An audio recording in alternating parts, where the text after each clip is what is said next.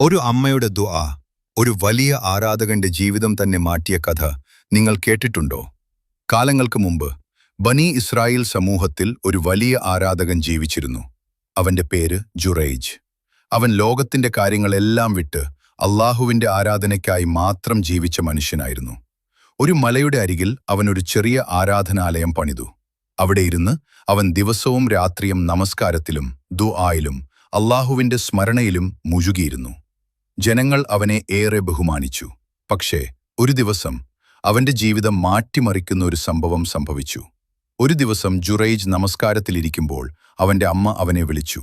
"ജുറൈജ്, മകനേ." ജുറൈജ് ചിന്തിച്ചു, എന്റെ നമസ്കാരം തുടരണോ അല്ലെങ്കിൽ അമ്മയ്ക്ക് മറുപടി പറയണോ? അവൻ പറഞ്ഞു, "ഞാൻ നമസ്കാരം പൂർത്തിയാക്കട്ടെ." അമ്മ കാത്തിരുന്നു, പക്ഷേ അവൻ മറുപടി പറഞ്ഞറിഞ്ഞില്ല. അടുത്ത ദിവസം അമ്മ വീണ്ടും വിളിച്ചു, "ജുറൈജ്, മകനേ." പക്ഷേ ജുറൈജ് വീണ്ടും നമസ്കാരം തുടർന്നു. മൂന്നാം ദിവസം അമ്മയുടെ ഹൃദയം വേദനിച്ചു. അവൾ ദുആ ചെയ്തു, "അല്ലാഹുവേ, അവൻ മരിക്കുന്നതിനു മുമ്പ് മോശം സ്ത്രീകളുടെ മുഖം കാണാതെ വിടരുതേ." ആ ദുആ ആകാശത്തിലേക്ക് ഉയർന്നു.